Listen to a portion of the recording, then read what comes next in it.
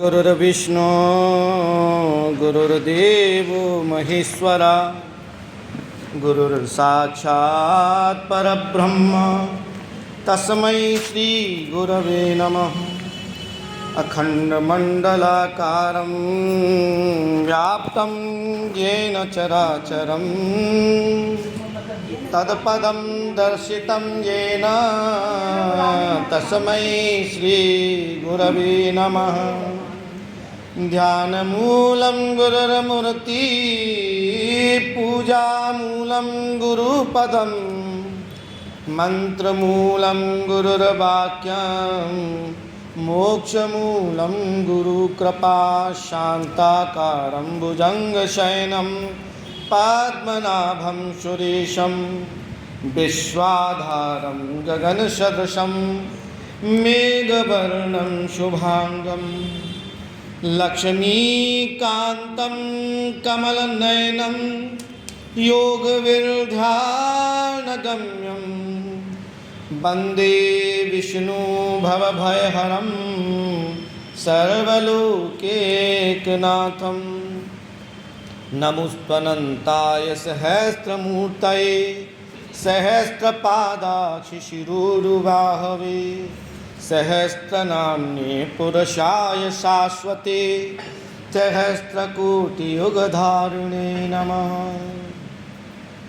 वाञ्छाकल्पतरुभ्यश्च कृपासिन्धुभ्यैव च पतितानां पावनेभ्यो वैष्णवेभ्यो नमो नमः। प्रह्लाद नारद पराशर पुण्डरीक व्यासं वरीश शुक शौनक भीष्मदाल्भ्यान् रुक्माङ्गदार्जुन वसिष्ठ विभीषणादीन् एतानहं परमभागवतान् नमामि। जयति जगत्मायां यस्य कायादवस्थे वचन रचनमेकं केवलं चाकलय्य। ध्रुवपदमपि यातु यत् कृपास्तो ध्रुवोऽयं सकलकुशलपात्रं ब्रह्मपुत्रं नतास्मि।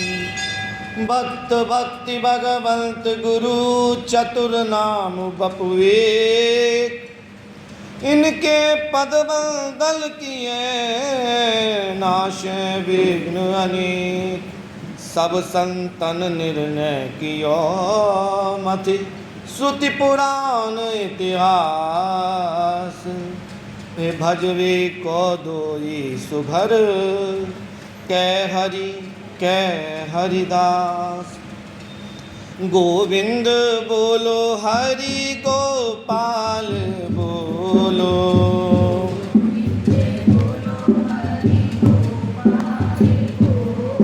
श्री राधा रमण हरि गोविंद बोलो।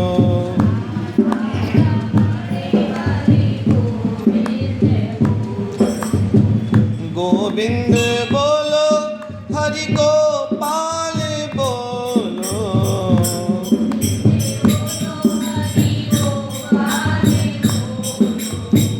गोविंद बोलो हरि गोपाल बोलो।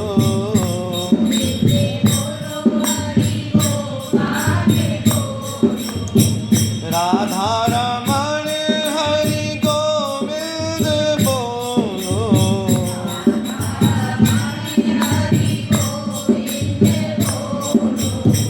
गोविंद बोलो हरि गोपाल बोलो।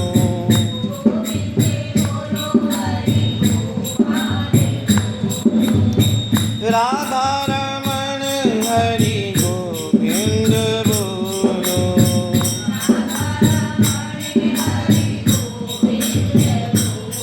बोलो श्री गोपीनाथ भगवान की, श्री भक्तमाल की, श्री नाभादास जी महाराज की।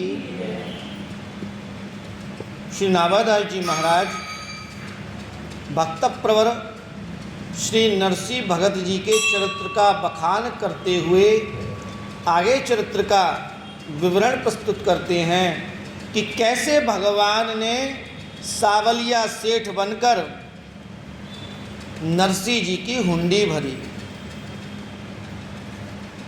संतों ने द्वारका से आकर भगवान के द्वारा किया हुआ स्वागत सत्कार, भगवान के द्वारा की हुई सारी व्यवस्थाएं नरसिंह भगत को जब सुनाई तो वह भावुकता से भर गए। धन्य है मेरे प्रभु, मैंने तो आपके लिए कहा था झूठ कि द्वारका में सावलिया सेठ मिल जाएंगे, आपने तो मैंने जो नाम धरा था उस नाम को धर के ही आ गए। धन्य है आपकी कृपा।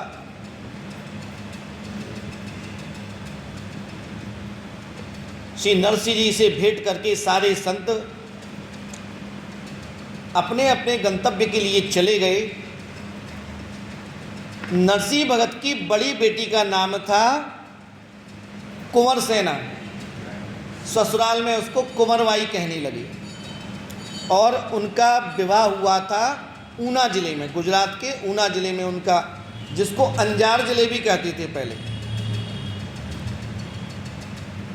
वहाँ पर उनके जो ससुर थे वह ऊना जिले के राजा के यहाँ राज्याधिकारी थे, और इनके पति का नाम था वसंत राय।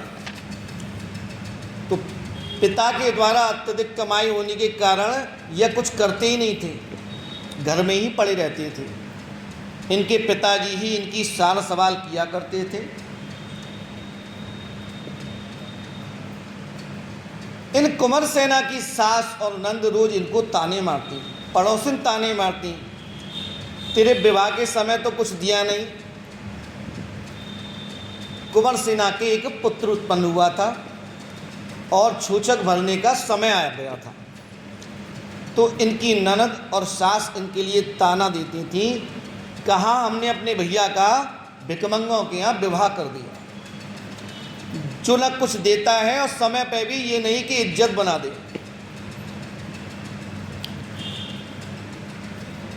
रोज सुनवाई होती,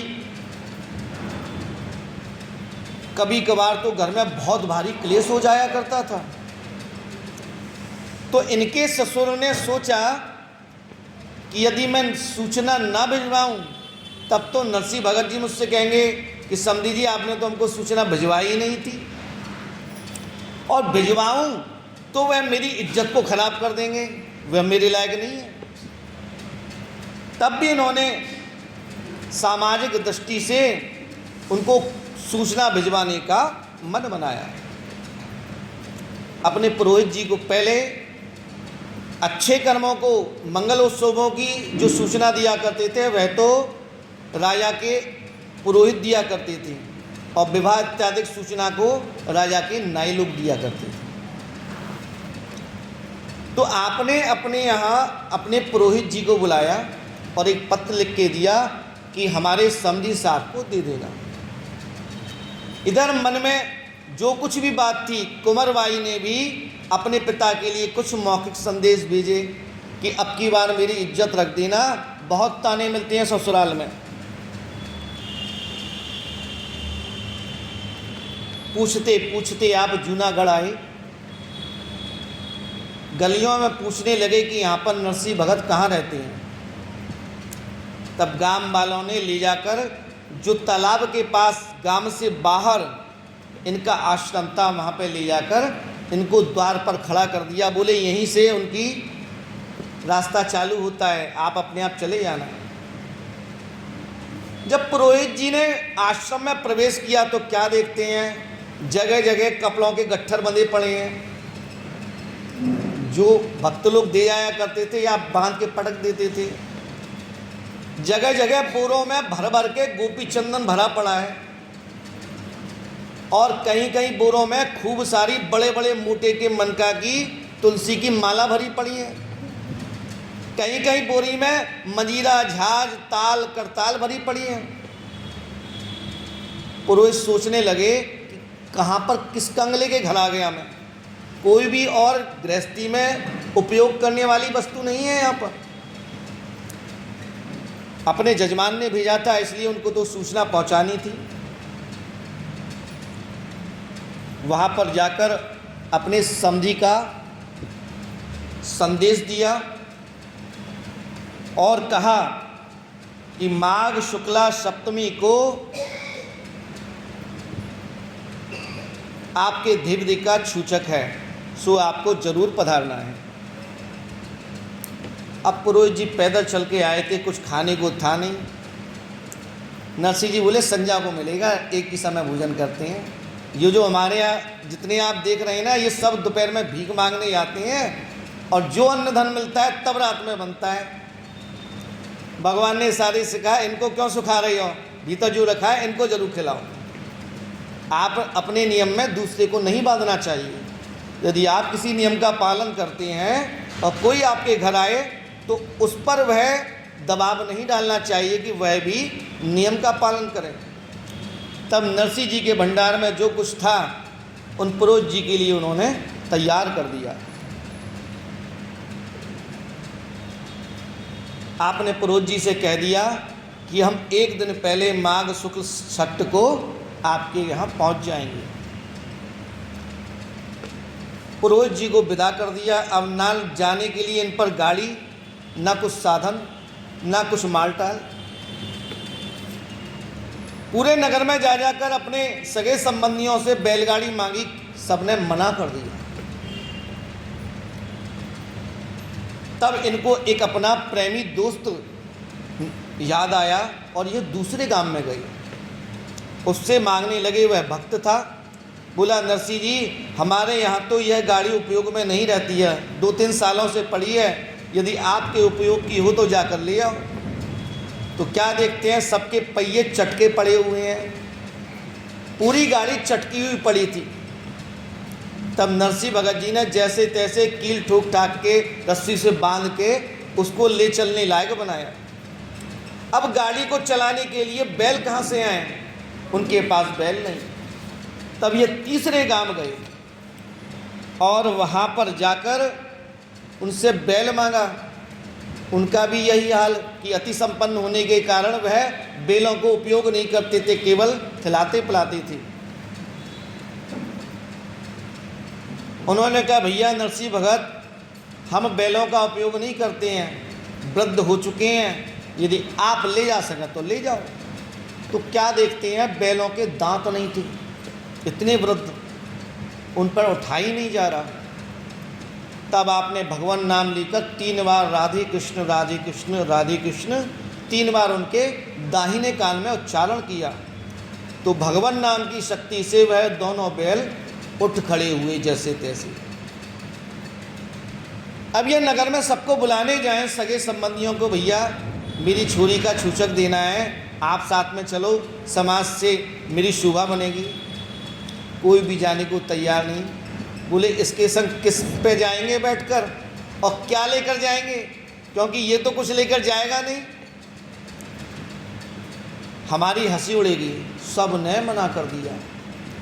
तब आपके आश्रम में 12 सूरदास कीर्तन करने आया करते थे। बोले, यही मेरा परिवार है।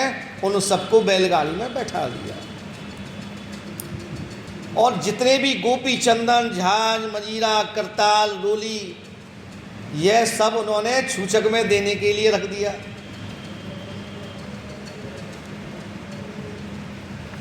आप इन सबको लेकर राधे कृष्ण कहते हुए वहाँ से चल दिए। अब घोड़े को चलाने के लिए एक नियंत्रक भी होना चाहिए। अगर नियंत्रक ना हो तो बैल इधर उधर डोलने लगते हैं और कहीं पे भी जा सकते हैं।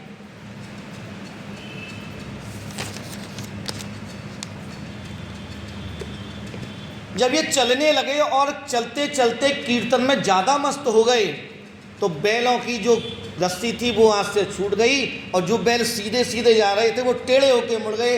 एक गड्ढा आया, धड़ाम से सब गिर पड़े, गाली टूट गई और बैल भी वृद्ध होने के कारण लेट गए वहाँ पर।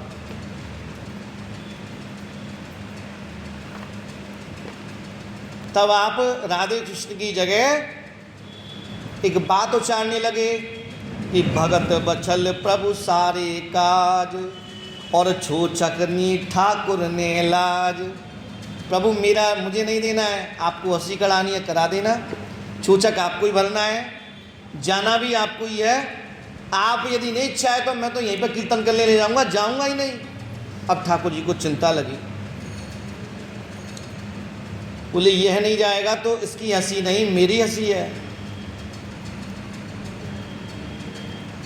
ठाकुर जी गोलोक धाम में विश्राम कर रहे थे, तुरंत ही ठाकुर जी ने 2-3 औजार प्रकट किए बढ़ई के।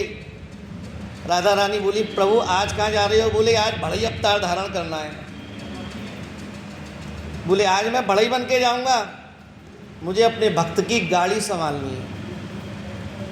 तो ठाकुर जी ने अपना एक थैला बनाया गंदा सा, गंदे मैले कुचेले कपड़े पहने, पगड़ी बांधी, और जैसे किसी के पास 10-12 काम आए तो वो हिसाब लगाता जाता है कि आज उसके जाना है, कितने बजे उसके जाना है। तो ठाकुर जी ऐसे जा रहे हैं बरबराते हुए उसी जगह से कि 3 बजे उसका काम करना है, 4 बजे उसके जाना है, 5 बजे उसकी किमाड़ ठीक करनी है, 1 की बैलगाड़ी ठीक करनी है।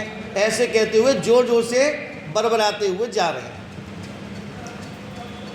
तो नरसिंह जी ने सुना अब काम बन गया, ये बढ़ई जा रहा है और इसको रोकना चाहिए। तब आपने राधे कृष्णा कही भैया कहाँ जा रही हो? बोले बोलो मत, बहुत ज़्यादा काम है, आप बोलोगे एक आध जजमान रुक जाएगा और मेरा काम छूट जाएगा। बोले एक छोटा सा काम हरा भी कर दूँ? बोले जल्दी बोलो बाबा, मुझको समय नहीं है, मेरे चाहने वाले बहुत हैं। ठाकुर जी तो अपने मन में आध्यात्मिक भाषा कर रहे हैं, वो पहचान नहीं पाए। बोले क्या नाम है तेरा? बोले कृष्णा बढ़ई, और मैं सबकी गाड़ी ही संभालता हूँ, जिसकी टूट जाती है, जो मेरी बाड़ जोता है ना, मैं उसकी गाड़ी बना देता हूँ। क्या आपको कुछ परेशानी हो गई है? बोले हाँ। बोले मेरी गाड़ी टूट गई है और बैल भी जरा अस्वस्थ हैं। बोले लाओ मैं देखता हूँ। ठाकुर जी ने अपने औजार निकाले, दिखाने के लिए धीरे धीरे धीरे धीरे उसको ठीक करे, और 5 मिनट में ही माया फेर के गाड़ी को ठीक कर दिया। बैलों के शीश पर हाथ फेरा अपना चेतमयी शक्ति के द्वारा, बैलों में इतनी असीम ताकत आ गई कि वह दौड़ने को तैयार हो गई। ठाकुर जी बोले कहाँ जा रहे हो आप लोग? बोले ऊना जिले जा रहे हैं। अरे बोले वहाँ पे किमाड़ बनाने तो मुझे जाना है, आप कहो तो मैं छोड़ दूँ? मुझे बैलगाड़ी जितनी बढ़िया मैं चलाता हूँ उतनी आपने कभी नहीं चलाई होगी, क्योंकि मैं सबकी गाड़ी बनाता हूँ, मेरे बगैर किसी की गाड़ी नहीं चलती है। आप सीधे साधे बोले ठीक है भैया, तू चला लियो तो हम भगवान को कीर्तन तो अभी कर लेंगे। भगवान ने कब पहुंचाया और कब गाड़ी चल दी, उनको यह आभास ही नहीं हुआ। वायु की गति से बैलगाड़ी चलने लगी और बहुत जल्द आपने ऊना जिले पहुंचा दिया नरसिंह जी को। उधर रंगधर जी के पुरोहित जी ने देखा कि बैलगाड़ी आ रही है, और बैलगाड़ी में उन्होंने झांक के देखा तो क्या था? बोले 12 सूरदास हैं, बोरों में गोपी चंदन, झांझ, मजीरे, ताल, मृदंग, रोली, तुलसी की माला, यह सब बोरे भर भर के रखी हुई हैं छूचक में देने के लिए। उसने आकर तुरंत दौड़ के रंगधर जी के पास आया और बोला कि आपको इज्जत बचानी है, तार तार करनी है। बोले क्या है? बोले आपके समधी ऐसे ऐसे माल लेके आ रहे हैं, क्या यही बंटवाओगे? बोले नहीं नहीं, उनको यहाँ पर प्रवेश नहीं कराना। यहाँ पे आ गए और इस बेस में आ गए तो मेरी इज्जत तार तार हो जाएगी। तो बोले कहाँ पर इनको विश्राम कराएं? बोले नगर से बाहर हमारी एक कुटिया है टूटी फूटी, उस खंडर में कराना उनकी व्यवस्था।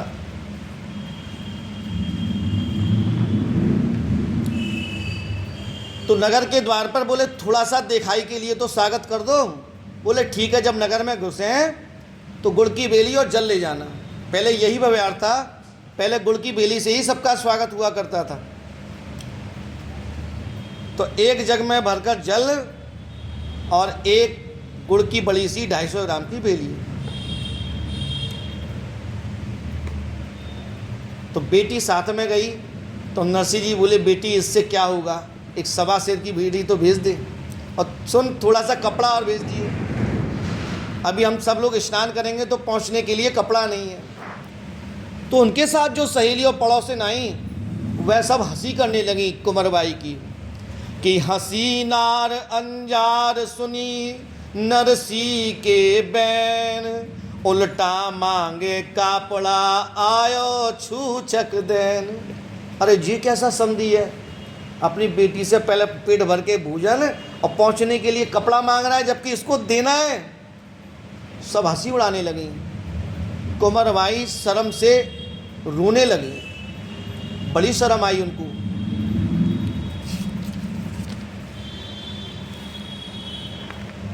अब उन्होंने सोचा कि मेरे ससुर तो अपने घर में बुलाएंगे नहीं, तो नौकरों को भेजकर जो नगर से बाहर कुटिया थी, तो क्या देखते हैं कुटिया में जो छप्पर था वो जालीदार हो चुका था, सड़ सड़ कर, मतलब धूप भीतर आ रही थी। टूटे फूटे फर्श, मिट्टी की बनी हुई दीवार थी, ढह गई थी। यदा कदा एक आध कमरा सुरक्षित बचा था उसमें। सेवक ने कहा यहीं पे आपकी व्यवस्था है। नरसिंह जी बड़े प्रसन्न हुए, बोले यहाँ पर प्रसन्न मन से कीर्तन तो भी होगा। अच्छा हुआ ठाकुर जी आपने मुझे भीड़ में नहीं बुलाया, ये तो बड़ी कृपा है। और आप जाकर अपने अंगोछे से पूरी कुटिया की झाड़ू भी नहीं दी पहुंचने के लिए, इतनी बेइज्जती की। तो आपने अपने कंधे पर जो अंगोछा रखा था उसी से सब जगह की सफाई करी। इधर पुनः इनकी पुत्री आई और पिता से बोली, पिताजी मैं तो कहती हूँ अभी आप रात को चुपचाप भग जाना यहाँ से। बोले क्यों बेटी? बोले आपकी इस स्थिति को देखकर मेरे जो नाते रिश्तेदार हैं ससुराल के मुझे बहुत सुना रहे हैं और उनकी जो इच्छाएं हैं बहुत ज़्यादा हैं, आप उसका दशांश भी नहीं दे पाएंगे। आप लौट जाइए रात को कैसे भी करके। तो नरसिंह भगत बोले कि बाई चिंता जिन करी मन में धीरज धार, मन मांगे जो मांगियो देंगे सिरजनहार। चिंता मत कर बेटी, अभी अभी मेरे लिए वो सावल सेठ बन के आए हैं और कल भी तेरे यहाँ सावल सेठ ही आएंगे। और सुन, जिन जिनकी जो इच्छा हो उन सबकी इच्छाएं पूरी होंगी, चिंता नहीं करना।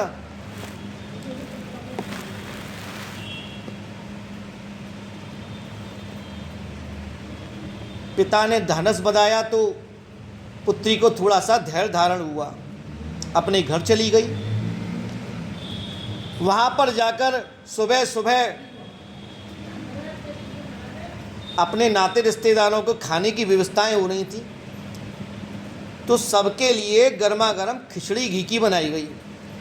किंतु नरसिंह जी के लिए जो एक दिन पहले बासी खिचड़ी थी उसमें खूब सारा जल मिर्च नॉन करके उसका झोल बनाकर और भरकर भेज दिया गया। नरसिंह जी ने कहा हम स्नान करेंगे पहले, तो एक डोंग भर के जल को इतना खुलवा दिया कि यदि एक बूंद पड़ जाए तो छाला पड़ जाए, और सेवक के माध्यम से वहाँ पर भिजवा दिया जिससे कि यह इसके शरीर को नुकसान हो और ये भग जाएं। सेवक से आपने कहा भैया ये तो बहुत गर्म जल है, तो सेवक ने इनको ताना मारा। बोले आप तो बड़े अपने आप को सिद्ध मानते हो, शक्ति है तो बरसात करा लो ना, नहा लो।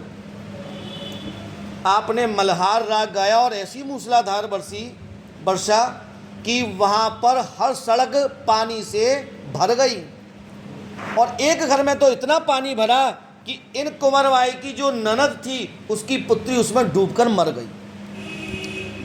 अब सब लोगों ने प्रार्थना की महाराज इसको बंद करवाइए।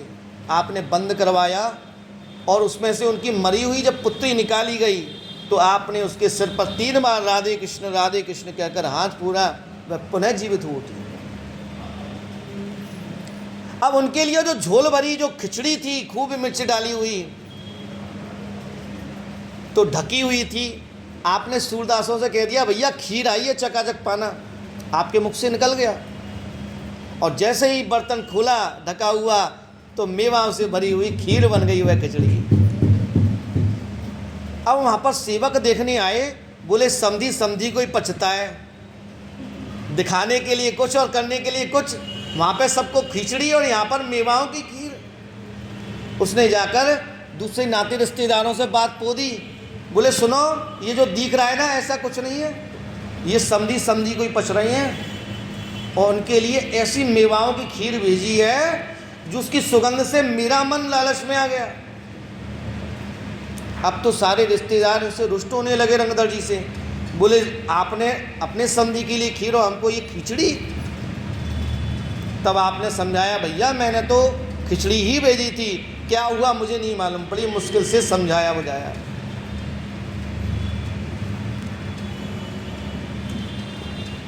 अब फिर वही चर्चा हुई स्त्रियों में कि कुंवर बाई के पिताजी आखिर छूचक कैसे देंगे और कहाँ से आएगा, अभी तो कुछ दिख नहीं रहा है।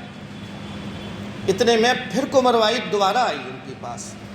बोले पिताजी मैं आपसे फिर कहती हूँ लौट जाइए, जो सुनना होगा मैं सुन लूँगी, अगर गाली भी पड़ेंगी तो सुन लूँगी, किंतु आप यहाँ से लौट जाएं तो ही अच्छा है। कि तुम पे तो कछु दीजे नाई सूरा साथे लाया, और कंठी माला और तुमड़ा मृदंग शंख बजाया। ये लेके आए हो, इससे क्या मैं अपनी खोपड़ी फोड़ूंगी?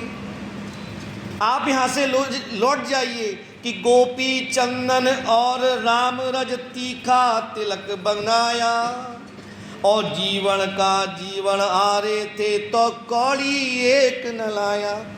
कायदा तो ये कहता है समधी आए अपने यहाँ से बढ़ के मिठाई लाए और जो बेटी के रिश्तेदार हैं उन सबका स्वागत करें।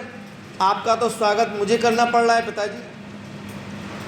नरसी जी हंसे, बोले बेटी चिंता मत कर, किन कह नरसीली सुन री पुत्री, और तीसों मिलने आयो,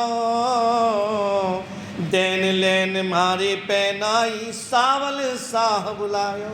चिंता मत कर, तुझे जो दिख नहीं रहा है वह सब होगा, कल्पना से परे होगा। धैर्य धारण कर कि एक पलक में सब जग पाले सावलिया गिरधारी, और द्रुपद सुता के चीर बढ़ायो अब की मेरी बारी। चिंता मत कर। क्या द्रुपद सुता को मालूम था कि मेरी साड़ी बढ़ेगी, किंतु बढ़ी। क्या गज को मालूम था कि मेरा ग्राह से पैर छुड़ाने के लिए नारायण आएंगे, छुड़ाया। विश्वास हो फलदायक, विश्वास होगा तो ईश्वर को आना ही पड़ता है। 10 घंटे आसन लगाया किंतु विश्वास नहीं तो कुछ नहीं होगा। यदि आपको ईश्वर में विश्वास नहीं है और ये आप ईश्वर को ताना मारते हैं कि हम तो बहुत कुछ करते हैं, इसका मतलब आप कुछ नहीं करते हैं, केवल ईश्वर और अपने को धोखा देते हैं कि हम भजन करते हैं। विश्वास क्षण मात्र का भी बहुत होता है, आसन 10 घंटे का भी कुछ नहीं होता है। इसलिए श्रद्धा विश्वास के सहित भगवान का दर्शन, भगवान की कथा का श्रवण, भगवान के नाम का जप, यह सब श्रद्धा विश्वास लेके करना चाहिए। अटूट विश्वास होना चाहिए। यदि हम दीन हैं तो वह दीन दयाल हैं और हमारे कष्ट को अवश्य ही वह हरण करेंगे, ऐसा विश्वास होना चाहिए।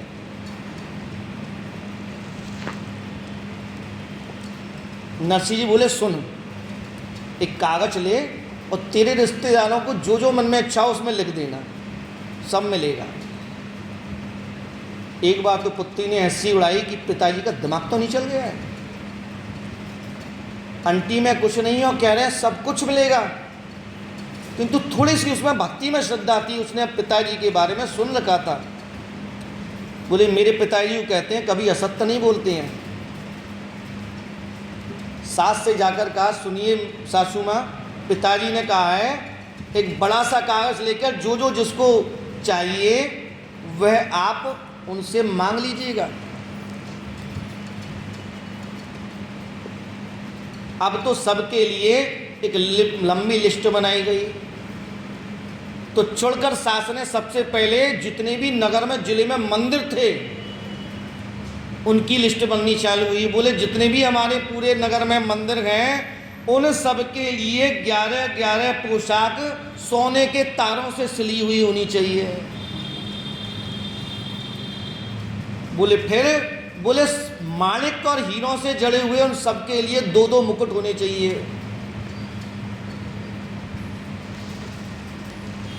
अब पास पड़ोसी का नंबर आया, बोले पास पड़ोसियों को एक एक सोने का हार होना चाहिए। चिड़ चिड़ के लिख रही हैं आप जानकर, बोले इसकी ऐसी मिट्टी खराब करेंगे, ये भी याद रखेगा। बार बार कहता है बेर बेर मन में जो आए वह वर देना। बोले एक एक सोने का हार तो मिलनी में दिया जाएगा, और 11-11 कपड़े सबके सब सोने में सिले होने चाहिए, सोने की तारों से। बोले अच्छा। अब परिवारजनों के लिए आई, बोली परिवारजनों के लिए मिलने में 11-11 हज़ार सोने की असरपी दी जाएंगी, और वो भी किस में रख के, वो जो थाल होगा वो भी सोने का ही होना चाहिए। सबकी लिस्ट बनी, और इतनी आदमियों की संख्या उसमें निर्धारित कर दी, कम से कम 50,000 आदमियों के भोजन की व्यवस्था हो जाए, इतनी रसद सामग्री लिखाई गई। यह सब लेकर पुत्री पिताजी के पास पहुंची। बोले पिताजी, यह मेरी सास ने आपने जैसा कहा था वह लिखकर भेज दिया है। तब नरसिंह जी बोले कि बेटी यदि और कुछ रह गया हो तो और कुछ लिखवा लो। बोले ठीक है। अब सास झुंझला गई, बोली ये तो राजा का भी महाराजा लग रहा है। तब उसने क्या कहा कि बोले 100 किलो सोने से बना हुआ एक पत्थर बनवाना, उस पर तो बैठ के मैं नहाऊंगी। और बोले मेरे पैरों में रखने के लिए 50 किलो चांदी की बनी हुई पट्टा होना चाहिए, उसका वजन 50 किलो चांदी का होना चाहिए, उस पर पैर रखूंगी तब जल से नहाऊंगी। दे सकता है? बोले हाँ दे देंगे।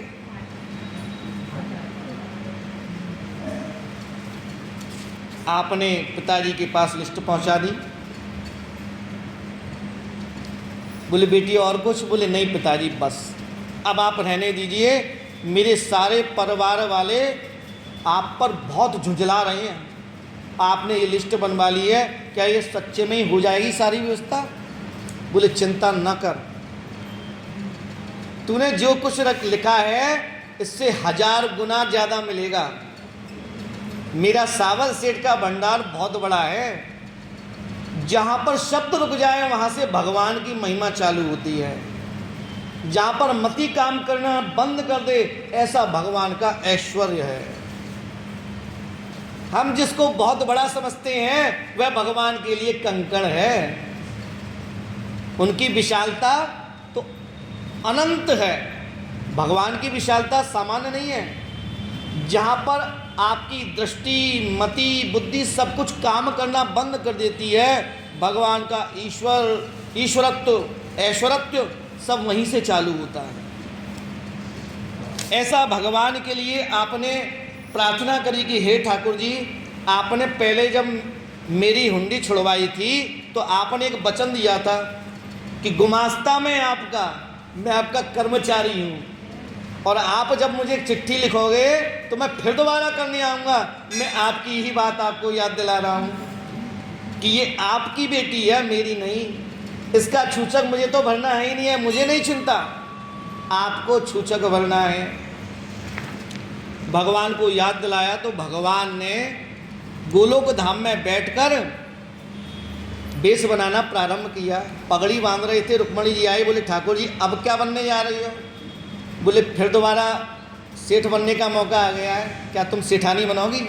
बोले अवश्य। तो ठाकुर जी और ठकुरानी दोनों सेठ और सेठानी बन गए, और एक बड़ी गाड़ियों का काफिला, कई हजार बैलगाड़ी, और 100-100 गाड़ी में एक एक पदार्थ, 100-100 बैलगाड़ी में एक एक पदार्थ। यदि आटा भरा है तो 100 गाड़ियों में भरा है, मेवा भरी है तो 100 गाड़ियों में भरी है, हीरे माणिक भरी है तो 100, ऐसे 10,000 बैलगाड़ियों का लंबा काफिला चला। तो जो रंगराय जी के नौकर थे वो किसी कारवश नगर के बाहर कोई वस्तु खरीदने आए, तो उन्होंने क्या देखा कि चारों ओर विशाल धूल उड़ रही है। तो दूसरे नौकर ने कहा क्या किसी राजा ने आक्रमण कर दिया है? तो उन्होंने पहले दूरबीन हुआ करती थी पहले भी, तो तो उन्होंने दूरबीन से देखा कि एक बहुत सारी बैलगाड़ियों का काफिला चलता ही चला आ रहा है। इतना ही नहीं, कई हजार घोड़े और कई सौ रथ सोने के बने हुए इधर चलते चले आ रहे हैं, दौड़ते हुए, सब में माल लदे हुए हैं। तो दूसरा नौकर बोला, भैया ये तो यहीं पे आ रहे हैं और ऐसा लग रहा है कि जो समधी साहब ने रंगराय जी ने कहा है ये तो वही लग रहे हैं, इतना माल। इधर नरसिंह भगत भगवान को पुकार रहे हैं कि हे प्रभु, आप मेरी लज्जा रख देना और जिन जिन्होंने जो मांगा है उससे दूना चौगुना 10 गुना दे देना, जिससे कि मेरी लाज रुक जाए। बोलो गोपीनाथ भगवान की। आप थोड़ा लेट आते हैं तो प्रसंग उतना ही हो पाता है। फिर गोपीनाथ जी की सेवा में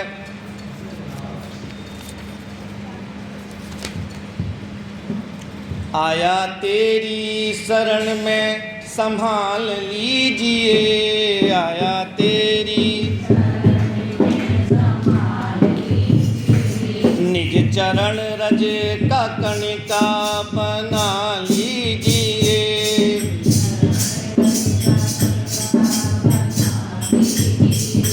निज चरण रज का कणिका बना लीजिए।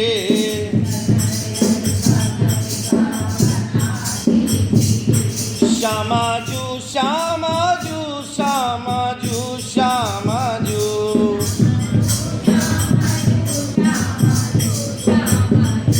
श्यामाजू श्यामाजू श्यामाजू श्यामाजू,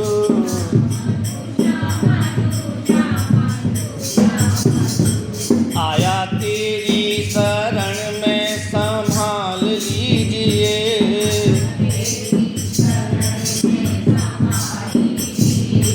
निज चरण रज का कणिका बना लीजिए।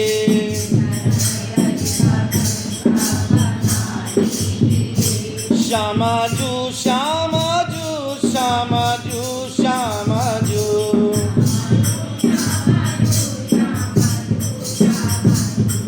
मुख से ही मैं तेरा नाम गाया करूं,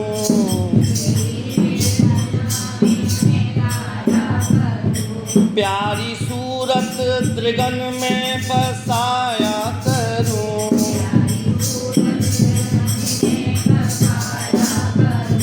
नित ही दर्शन तो मुझको दिया कीजिए,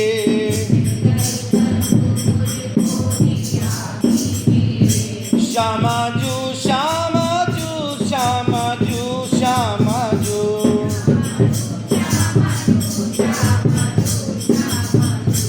आया तेरी शरण में संभाल लीजिए,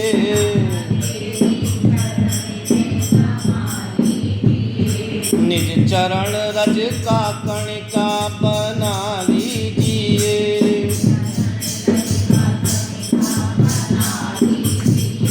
श्यामाजू श्यामाजू श्यामाजू श्यामाजू,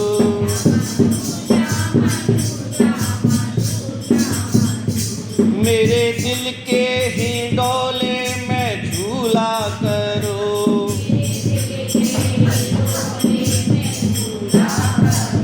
मेरे चित्त के सिंहासन पे साजा करो,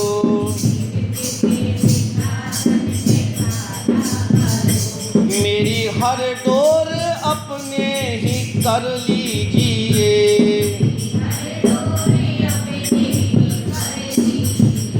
श्यामाजू श्यामाजू श्यामाजू श्यामाजू,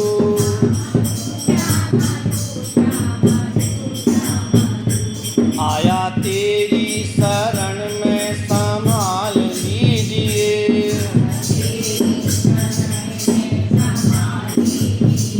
निज चरण रज का कणिका बना लीजिए,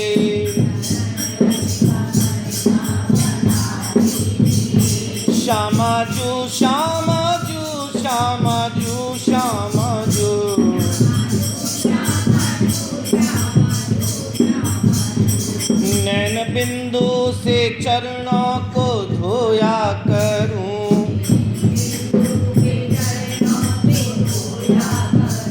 मन के मंदिर में इनको विराजा करूं।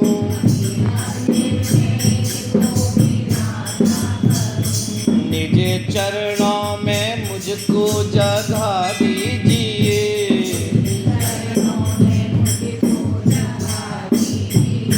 श्यामा जू श्यामा जू श्यामा जू श्यामा जू।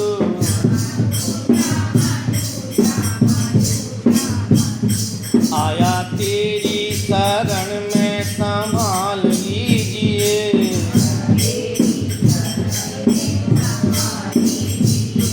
निज चरण रज का कणिका बना लीजिए।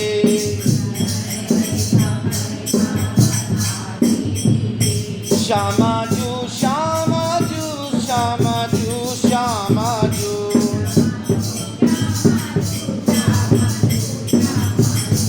प्रेम भक्ति का पुष्प चढ़ाऊंगा मैं,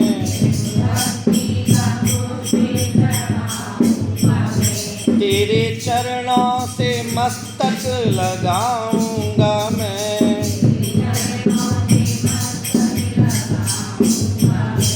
मेरे मस्तक पे चरणों को रख दीजिए,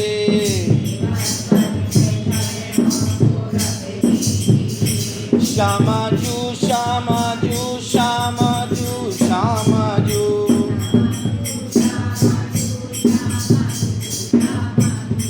आया तेरी शरण में संभाल लीजिए,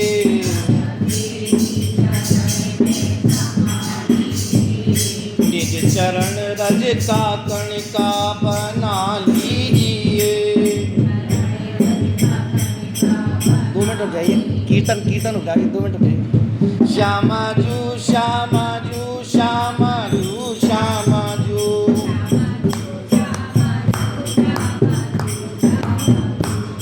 हे राधे राधे राधे राधे राधे राधे राधे राधे।